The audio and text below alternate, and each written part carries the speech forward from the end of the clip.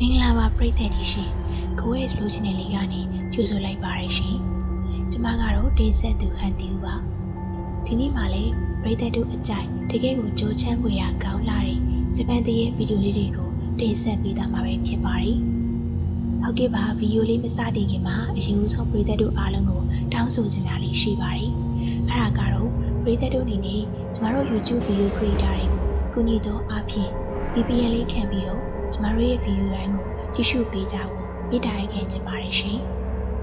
ဟုတ်ကဲ့ပါဒါဆိုလို့ရှိရင်ကျမတို့ဒီနေ့တင်ဆက်ပေးမယ့်ဂျပန်တရဲ့ဗီဒီယိုလေးတွေကိုတကယ်ကိုအသေးတရားရနဲ့စီမျောကြည့်ရှုလိုက်ကြရအောင်နော်။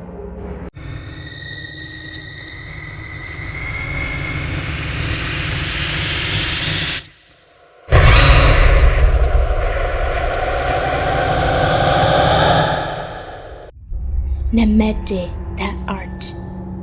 အခုဗီဒီယိုကတော့ Dark Dimension YouTube Channel မှာတင်ချတဲ့ဗီဒီယိုတစ်ပုဒ်ပါဗီဒီယိုထဲမှာတော့လူတစုကရုပ်ရှင်ရိုက်ကူးမှုတစ်ခုပြုလုပ်နေကြပါတယ်အဲဒီအချိန်မှာရုတ်တရက်မင်းသားကမေ့လေကျသွားပြီးအခြားသူတွေလည်းရုပ်ရုပ်သေးသေးဖြစ်သွားကြပါတယ်သူတို့ကတစုံတစ်ခုကိုရိုက်ကူးမိလိုက်ပါသေးတယ်ဒါပေမဲ့အဲ့ဒီအရာကိုသူတို့ကတော့သတိမထားမိလိုက်ကြပါဘူး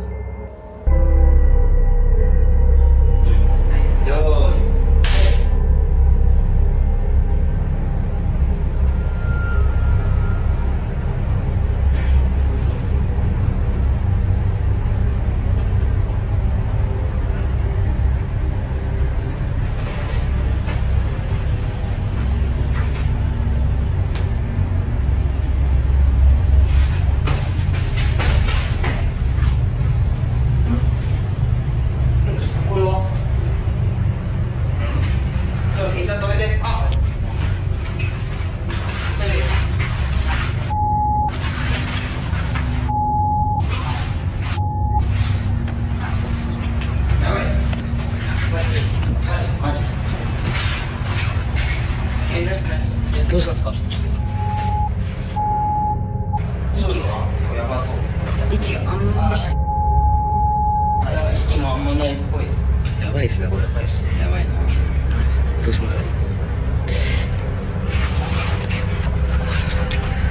救急車遅いな。そうですね。早く来て。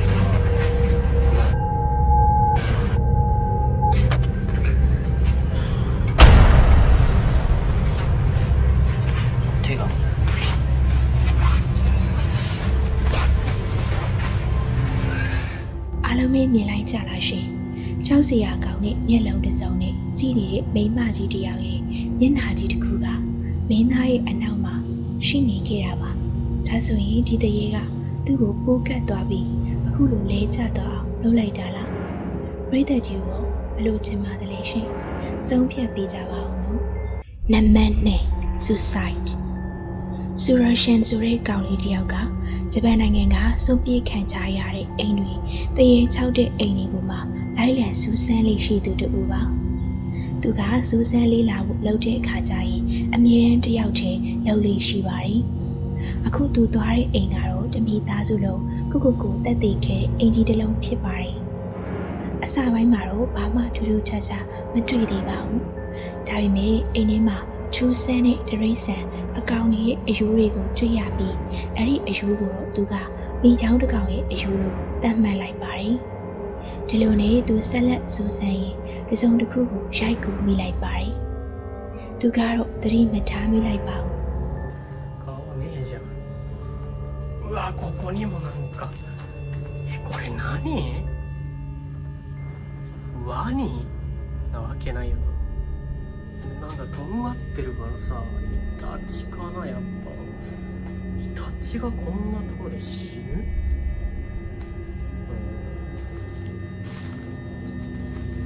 うわここにも骨死体だらけやないかい廊下ない座り心地最悪腐ってるしわこっちは洗面所とトイレかちょっと行ってみようあーここもポットや臭そう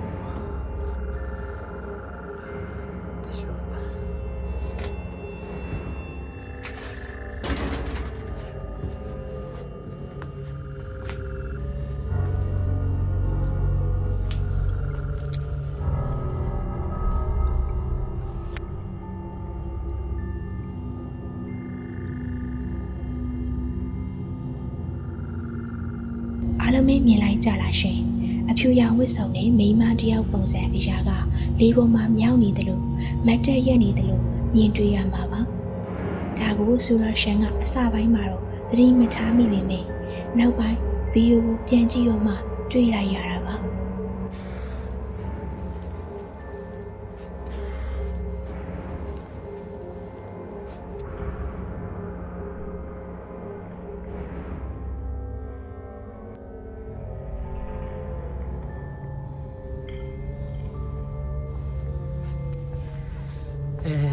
まだ行っていない部屋は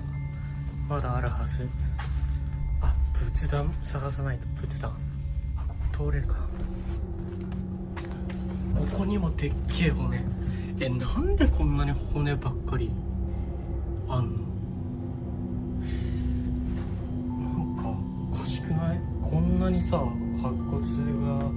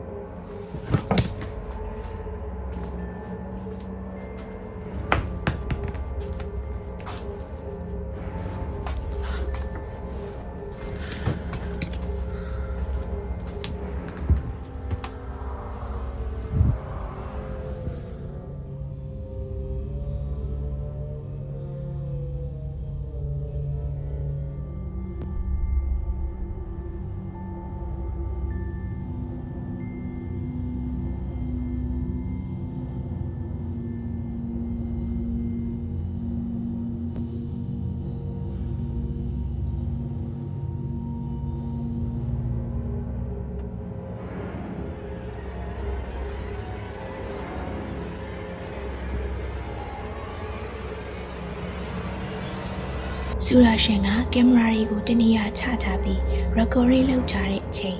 တကားတစ်ချက်ကသူ့ဘာသာသူအလိုလိုပိတ်သွားခဲ့တာပါဒါနဲ့သူလည်းအပြင်မှာဘသူရှိလဲလို့တွားကြည့်ခဲ့ပေမယ့်အပြင်မှာဘသူမှရှိမနေခဲ့ပါဘူးအဲ့အချိန်မှာပဲအင်ကြီးရဲ့အခြားတနေရာမှာချထားတဲ့ကင်မရာကနေလေခုနကမြင်ခဲ့တဲ့မိန်းမတစ်ယောက်ကအမှောင်ထဲကနေပေါ်လာတဲ့ပုံစံကိုရိုက်ကူးမိလိုက်ပါတယ်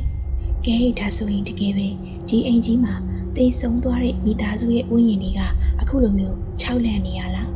ဒီလူကတော့ပြောရမယ်ဆိုရင်တော်တော်လေးကိုတတ်တည်ရှိလို့ဒီလိုမျိုးမိသားစုတစ်စုလုံးတည်သွားတဲ့အိမ်ကြီးကိုသွားရတာပါရှင်ကျမသာဆိုရင်တော့အပြင်ကနေကြည့်ပြီးတော့တကယ်ကိုခြောက်ချပြီးလှည့်ပြန်ပြမှာအသေးချပါပြီနံပါတ်3ဟာနာကိုဆန်အခုနောက်တဲ့တစ်ပုဒ်ကိုတော့ Megami INE YouTube channel မှာတင်ချတာဖြစ်ပြီးဗီဒီယိုထဲမှာလူနှစ်ယောက်က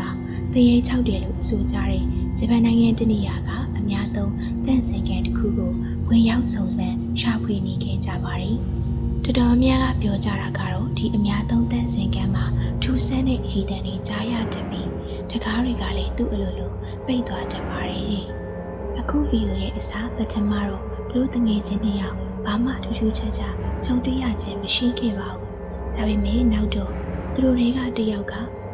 ကြိုးချမ်းစရာကောင်းတဲ့အရာကိုမြင်တွေ့ခဲ့ပါတော့တယ်။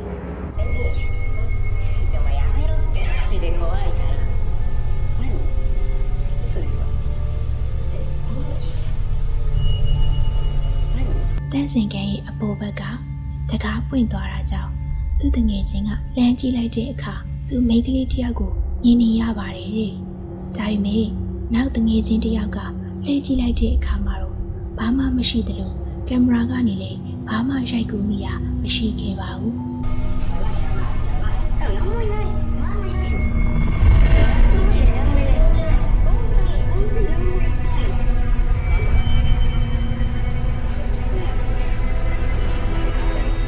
သူတို့ကအိမ်သားပူရိုင်းတစ်ခုရဲ့တောင်ဘက်မှာရေဒီယိုတစ်ခုရှိနေအောင်တွေ့ရှိခဲ့ကြပါတယ်ဒါပေမဲ့ဘာကြောင့်ဒီရေဒီယိုကဒီမှာရှိနေရလဲဆိုတာဘယ်သူမှတော့မသိနိုင်ပါဘူး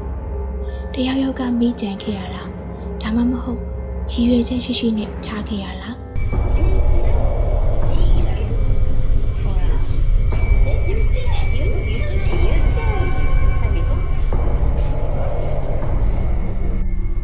အားလုံးမြင်လိုက်ကြလားရှင်သူတို့တွေကရေဒီယိုကင်ချတဲ့တယောက်အပြင်ကိုထွက်လာတဲ့အချိန်ခု ခုနကဘူရာရဲ့တောင်ဘက်အစွန်းမှာ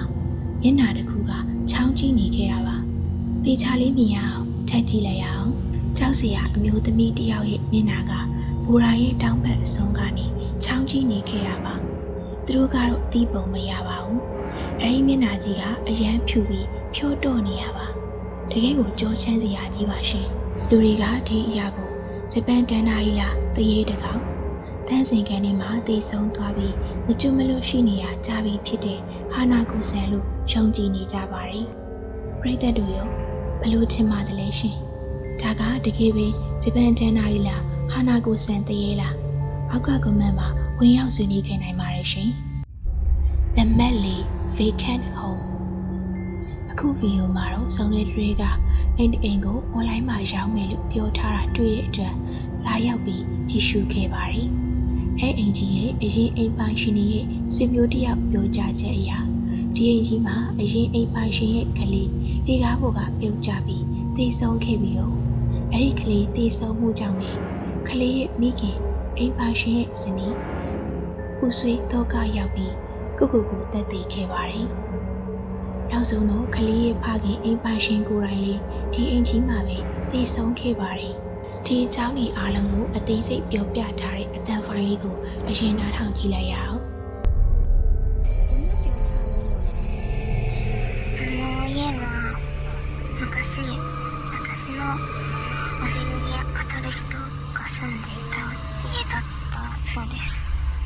そのおじに子供が一人いて、まだ赤ちゃんの時に誤って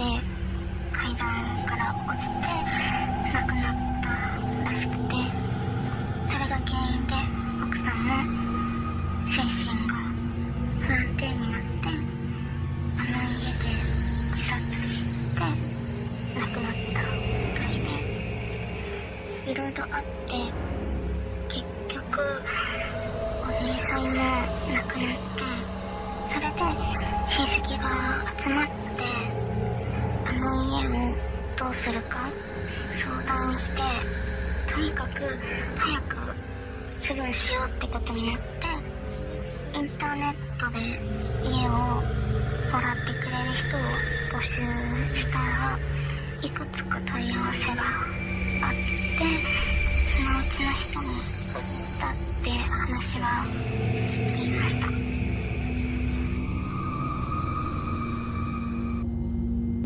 အခုပရိသတ်တို့နားထောင်ကြရတဲ့အတန်ကတော့ဒီအိမ်ကြီးကိုတရေချောက်တဲ့အိမ်ကြီးတဲ့အိမ်ဖြစ်စီခဲ့တာအားကြောင့်လေဒီအိမ်ရဲ့အတိတ်မှာဘာတွေဖြစ်ပျက်ခဲ့ရလဲဆိုတာပြောပြတယ်။တည်ဆုံသွားပြီဖြစ်တဲ့အရင်အိမ်ပိုင်ရှင်ရဲ့ဆွေမျိုးတယောက်ရဲ့အတန်မှာအခုပြသမယ့်ဗီဒီယိုကတော့ကျမအစားကပြောထားသလိုစုံတဲ့တွေကဒီအိမ်ကြီးကို online မှာရောင်းမယ်လို့ပြောထားတာတွေ့တဲ့အတွက်လာရောက်ကြည့်ရှုရင်ရိုက်ကူးခဲ့တာပါ။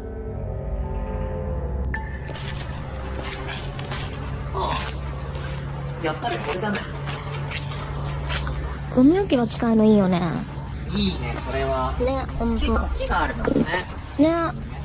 手入れ大変そうだけどね。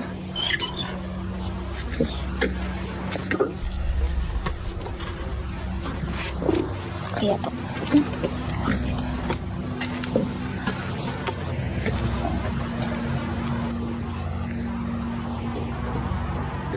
ねえ、そこ開く？大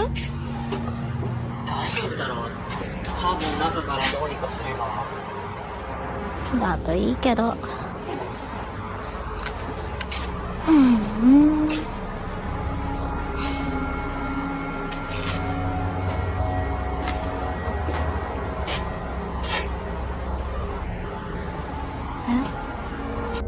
သူတို့ကအင်ကြီးရဲ့အရှိချမ်းဝင်းထဲမှာလိုက်လံကြည့်ရှုနေတော့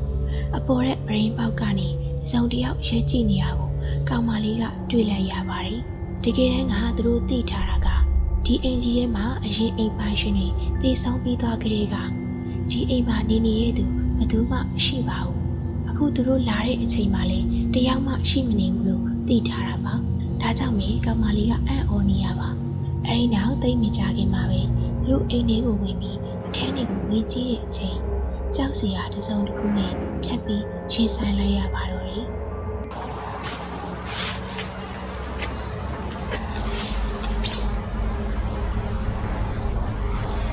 ねえそこ2階の窓今さ、なんかそこから人が見えたんだよね。本当？中に誰かいるの？でも誰もいないって言ったんだ。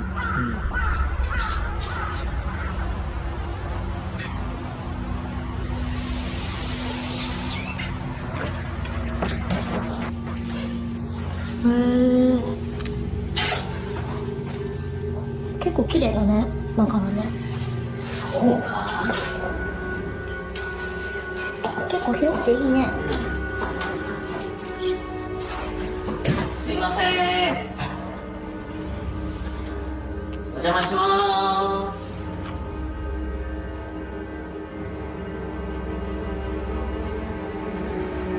やっぱ誰もいないっぽいけど、間違えたんじゃないの？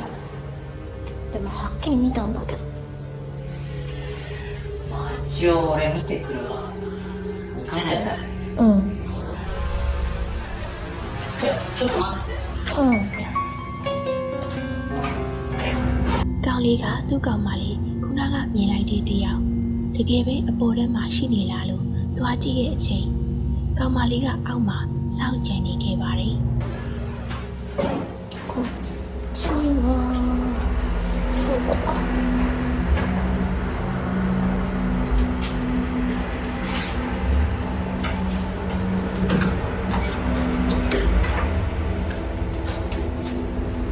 あ、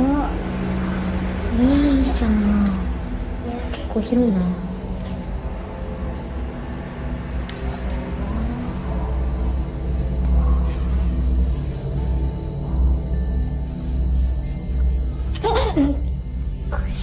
見てよ、いきなり後ろにいんの。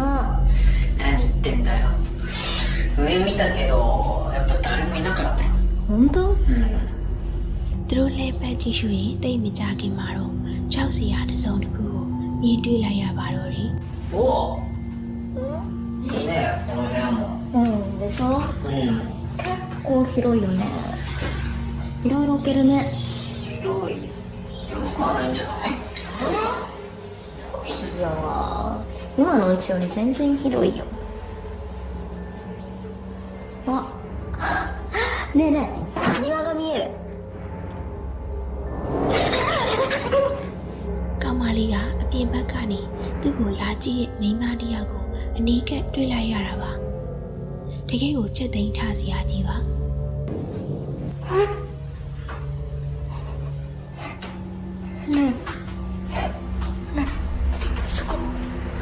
そこじゃあ人がいたの？なんだよ、誰もいないよ。嘘でしょ？本当だって。でも本当にいたし。いた？いない。ကောင်မလေးကသူ့အပြင်ဘက်မှာတယောက်ယောက်တွေ့လိုက်တယ်လို့ပြောပြီးကောင်လေးကိုလာကြည့်ခိုင်းပြီးမိကောင်လေးကတော့ဘာမှမတွေ့ခဲ့ပါဘူးဒါကြောင့်မိကောင်မလေးကသူစိတ်ချောက်ချပြီးရှောက်မြင်တာဖြစ်မှာပါလို့တွေးပြီးတော့အင်ကြီးရဲ့ကိုဆက်လက်စူးစမ်းခဲ့ပါတယ်ね見て見てこんなのある。前住んでた人が赤ちゃんいたんだろうね。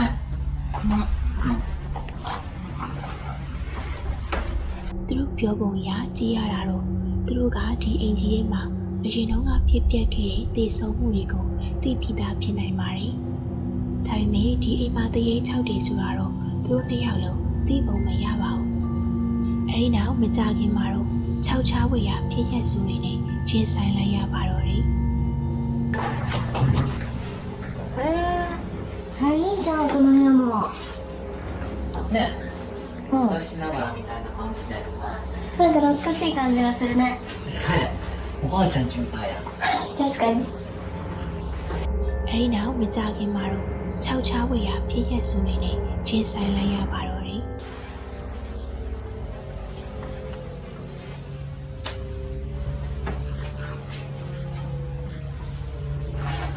ねえちょっと何？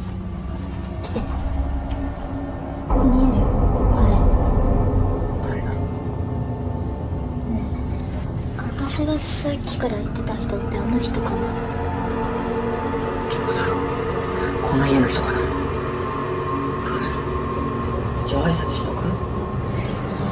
私やだ。ちょっとあんた行ってきてよ。なんだよそれ。じゃあ俺ちょっと行ってくるから待ってて。うん。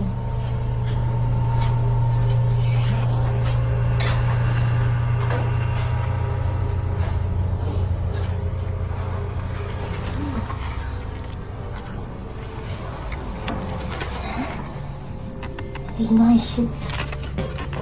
んだ。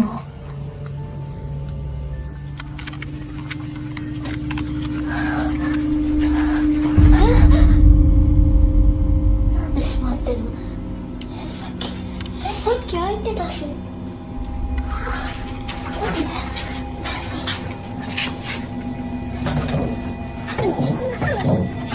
なんで開かないの。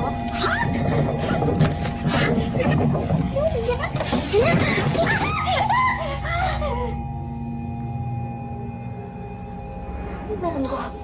ちょっとやだ。もう。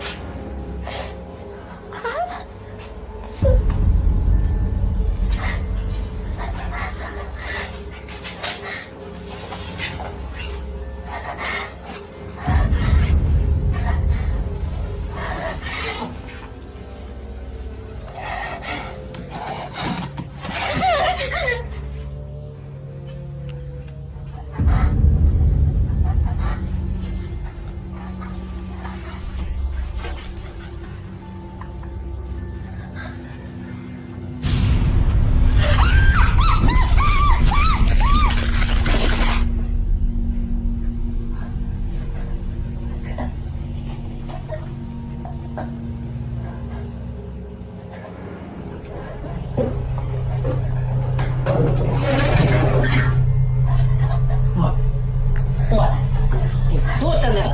おいおいおいおいおいおいおいおい。သူကဗီဒီယိုတကားစီကနေအတန်တန်ကြားလိုက်တဲ့အတွက်တကားနည်းနည်းသွားဖွင့်ကြည့်လိုက်ပြီးနောက်တကားရဲ့အနောက်ဘက်ကနေကြောက်စရာမိန်းမတစ်ယောက်ရဲ့မျက်နှာထွက်လာခဲ့တာပါသူလည်းကြောက်လန့်တကြားနဲ့ရှော့ပြသွားခဲ့ပါတယ်ဗီဒီယိုကိုနှိပ်ပြီးကြည့်လိုက်တဲ့အခါမှာတော့သူမရှော့ပြပြီးလဲကျသွားတဲ့အချိန်သူမရဲ့လေပင်ကော်လန်နာကိုကင်ချတဲ့လက်တစ်ဖက်ရှိနေရကိုကင်မရာမှာရိုက်ကူးမိချခဲ့ပါတယ်ကောင်မလေးကအရန်ရှော့ပြပြီးစကားပြောဖို့တော့ခက်ခဲနေခဲ့ရပါအဲဒီကြောက်စရာအသွင်ပြင်းတဲ့အမျိုးသမီးကဘာကြောင့်အကြိမ်ကြိမ်ပေါ်လာရတာလဲသူမတို့ဆောင်တွေဒီအင်ကြီးရဲ့ခြံဝင်းလေးကိုစဝင်ပြီးရှောက်ကြည့်နေတဲ့အချိန်ကလေးကအင်ကြီးထဲမှာဘသူမှလည်းရှိမနေပဲနဲ့အင်ရဲ့အပေါ်တန်းပရင်းပေါက်နာမှာမိန်းမတစ်ယောက်မတ်တက်ရက်ပြီးသူတို့ကိုကြည့်နေရကိုကောင်မလေးကပထမဆုံးအကြိမ်တွေ့လိုက်ရတယ်ဒါပေမဲ့ဒီအိမ်မှာအခုလက်ရှိနေနေရသူမရှိဘူးဆိုတာမှားသိထားတာဖြစ်မယ်လို့တွေးလိုက်ပါတယ်။အဲဒီနောက်အိမ်ထဲဝင်ရှောက်ကြည့်ပြီးတော့အပြင်ဘက်ကိုလှမ်းကြည့်ရဲ့အချိန်မှလည်းနောက်ထပ်ဒုတိယအကြိမ်ကြောက်စရာမိန်းမကိုထပ်တွေ့ရပြန်တယ်။ဒါပေမဲ့ကောင်လေးကလာကြည့်ရဲ့အခါမှာတော့မတွေ့တော့လို့ကောင်မလေးကသူမစိတ်ချောက်ချပြီးအမြင်မှားတာဖြစ်မယ်လို့တွေးချင်ပြီးတော့အိမ်ပေါ်တက်ကိုသူတို့တက်သွားပြီးဆက်လက်ကြည့်ရှုခဲ့ပါတယ်။ဒါပေမဲ့အိမ်အောက်မှာရဲနေတဲ့ထူးဆန်းတဲ့မိန်းမကိုတွေ့ရပြန်ပါတယ်။အဲဒီနောက်သူမရဲ့ကောင်လေးကအဲဒီမိန်းမကဒီအိမ်မှာနေရသူလို့ထင်ပြီးသွားနှုတ်ဆက်လိုက်မယ်လို့ဆုံးဖြတ်ပြီးတော့အောက်ဆင်းသွားတဲ့အချိန်အိမ်အောက်မှာခုနကမိန်းမကမရှိနေတော့ပါဘူး။ဒါကြောင့်ကောင်မလေးကကောင်လေးထွက်သွားတဲ့အခန်းဝကိုလမ်းကြည့်လိုက်တဲ့အခါအခန်းတကားကပိတ်နေခဲ့ပါတယ်။အဲဒီနောက်သူကလမ်းဖြတ်ပြီးတော့တကားကိုဖွင့်ကြည့်ပြန်တော့လေတကားကလောကျနေခဲ့ပါတယ်။ဒါလေးနဲ့မပြီးသေးပဲဟိုဘက်ကဗီဒီယိုတကားကထူးဆန်းတဲ့အတန်ကြားလိုက်ရတဲ့အတွက်ကြောက်လေ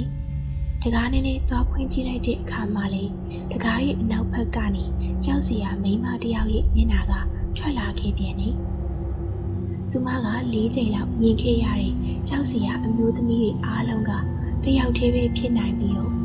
သူမရှိမှပုံစံအမျိုးမျိုးနဲ့ပေါ်လာခဲ့တာပါ